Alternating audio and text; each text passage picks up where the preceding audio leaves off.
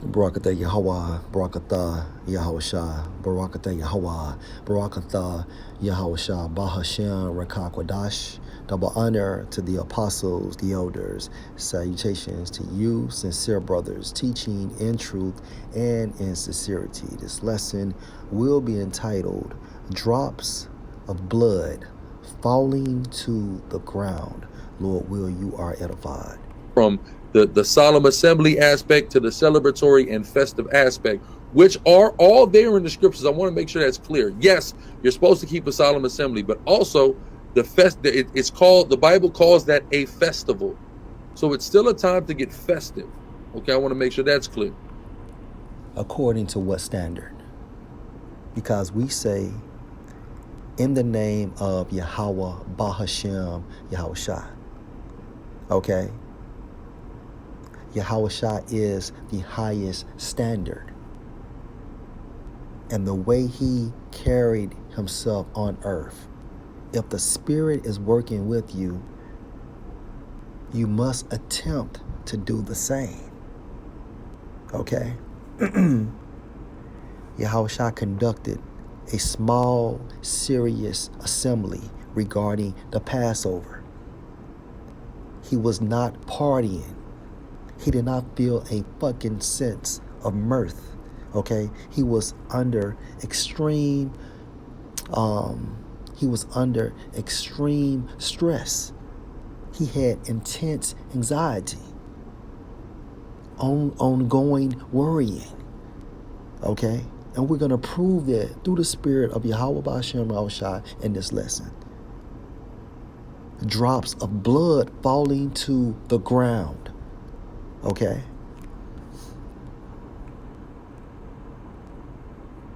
How the fuck you going to be in a partying mood, all right, knowing that you are about to be crucified within the next 24 hours? It doesn't make sense.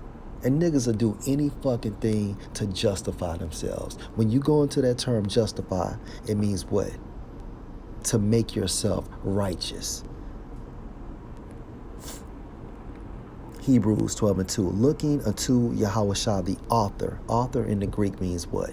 Pioneer and finisher of our faith. Finisher means what? The highest example of our faith.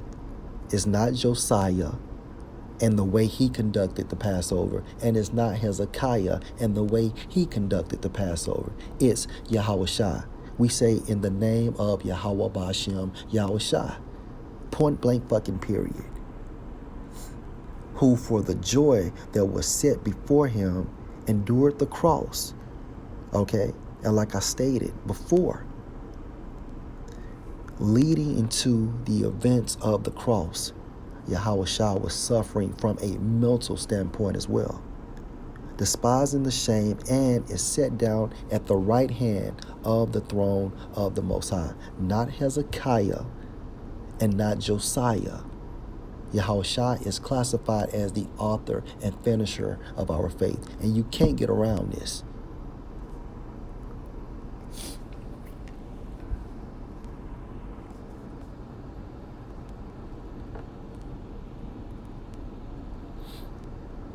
Luke 22 and verse 1.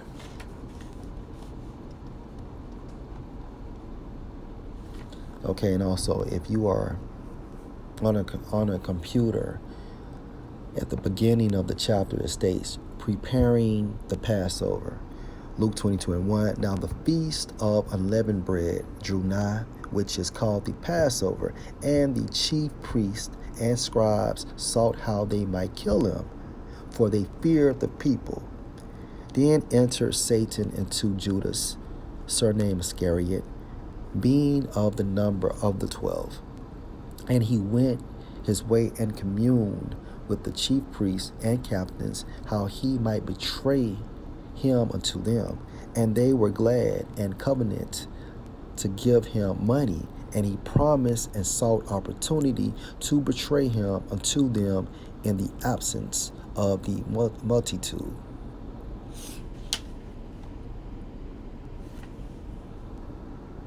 Then came the day of unleavened bread, when the Passover must be killed. And he sent Peter and John, saying, Go and prepare us the Passover, that we may eat. And they said unto him, Where will thou that we prepare? And he said unto them, Behold, when ye are entered into the city, there shall a man meet you, bearing a pitcher of water. Follow him into the house where he enter in. And ye shall say unto the good man of the house, The master say unto thee, Where is the guest chamber, where I shall eat the Passover with my disciples? Okay. It was Yahushua and the disciples, not bottle girls, nor wives, nor children. Okay. Verse 12. And he shall show you a large upper room furnished, there make ready. And they went and found as he had said unto them, and they made ready the Passover. All right.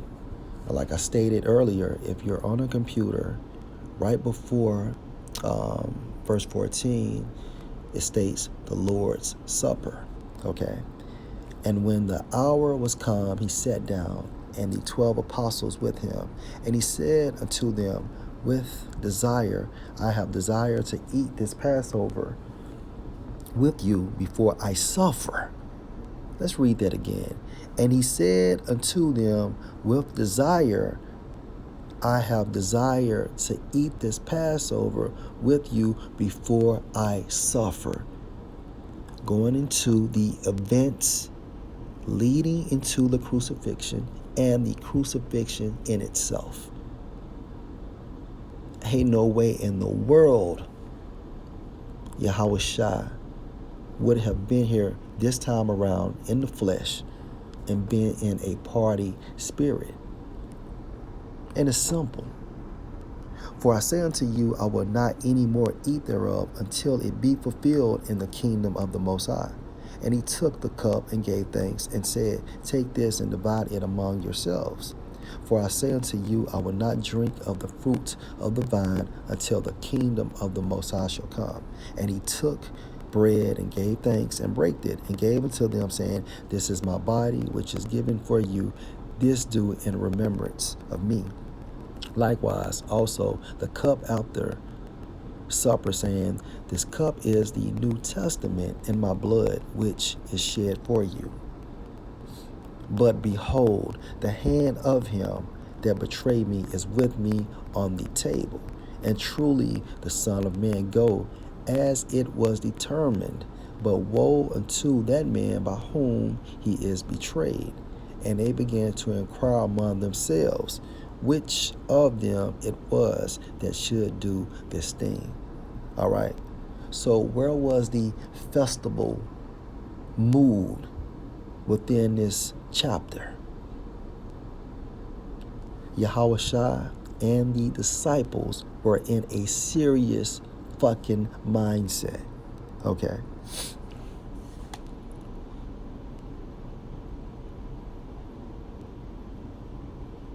Let's jump down to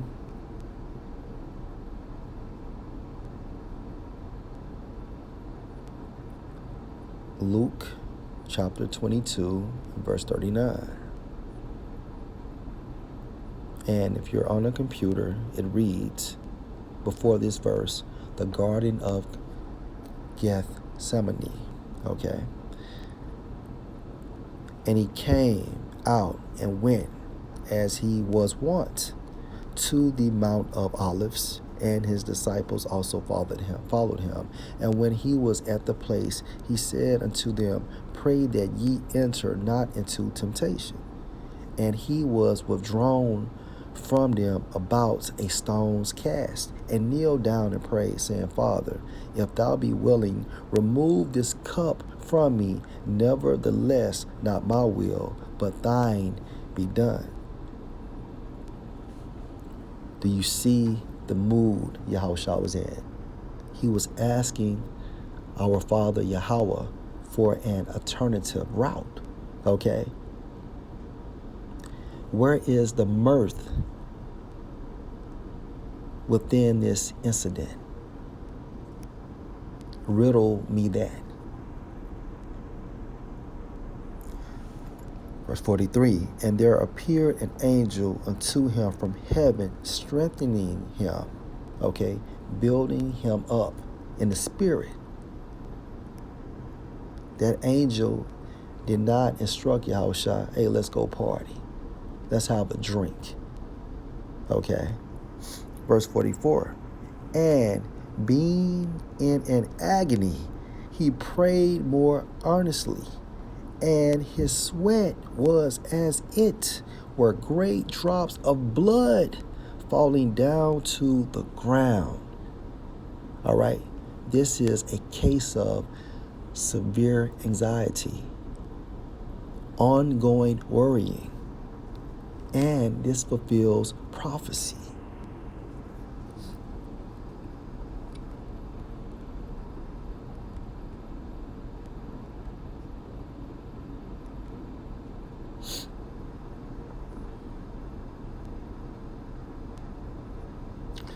Isaiah 53 and verse 4, surely he hath borne our griefs and carried our sorrows, yet we did esteem him stricken, smitten of the Most High, and afflicted. Let's focus on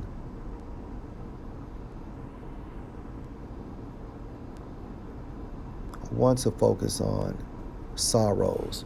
So let me pull it up in another manner. Isaiah 53, verse 4. Okay, sorrows, according to the Hebrew, is actually Strong's H4341, pronounced as Mach-ab, which means what? Pain, sorrow, pain, physical, pain, mental. Keep this in mind.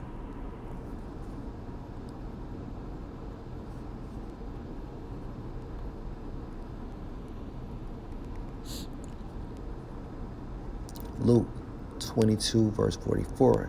And being in an agony, he prayed more earnestly, and his sweat was as it were great drops of blood falling down to the ground. This is an example of mental pain. This is an example of grief, sorrow, affliction, anguish. Okay? Now, what would cause great drops of blood falling down to the ground, according to medical terminology?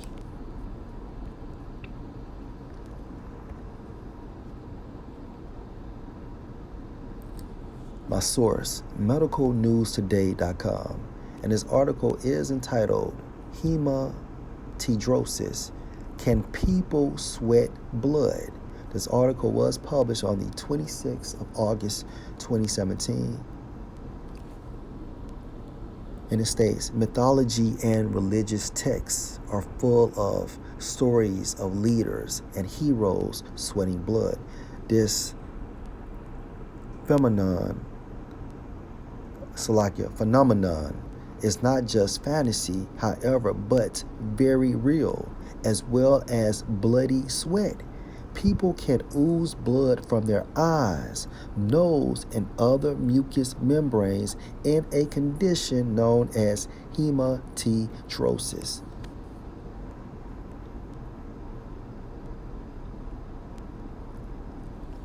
Yahushua had the medical condition called hematidrosis, which is what? Drops of blood falling down to the ground. Well, let me repeat this. Great drops of blood falling down to the ground.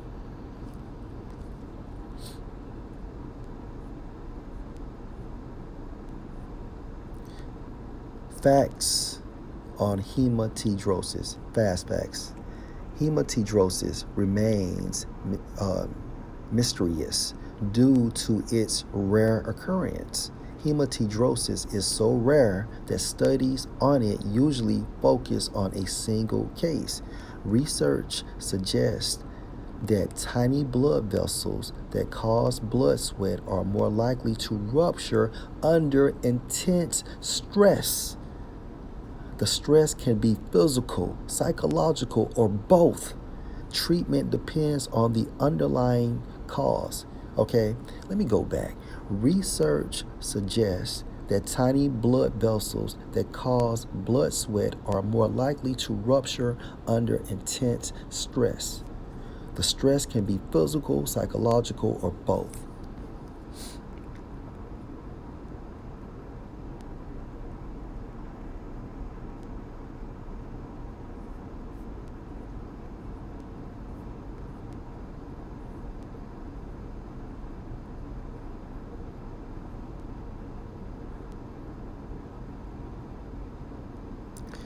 Luke 22 and verse 15. And he said unto them, with desire, I have desired to eat this Passover with you before I suffer. So Yahushua was in a mindset of intense stress. He was worrying. He had fear. He had anxiety. And therefore, what happened? He prayed more earnestly. And as a result,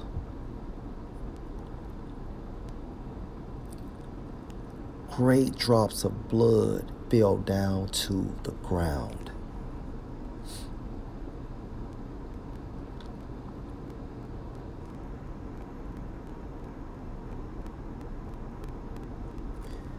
And this is an example of hematidrosis.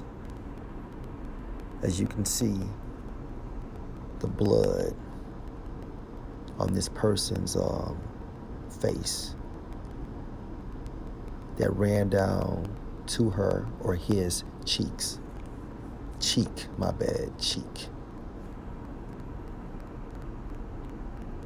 Was lucky. Actually, it ran down all the way to this person's chin.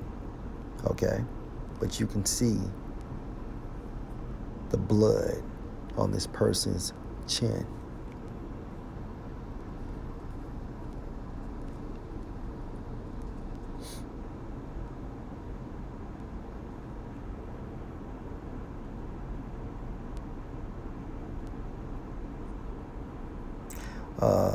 Hematidrosis, according to Wikipedia.org, is a condition in which capillary blood vessels that feed the sweat glands rupture, causing them to exude blood, occurring under conditions of extreme physical or emotional stress. Severe mental anxiety activates the sympathetic nervous sympathetic nervous system to invoke the stress, fight or flight response to such a degree as to cause hemorrhage of the vessels supplying the sweat glands. It has been suggested that acute fear and extreme stress can cause hematidrosis.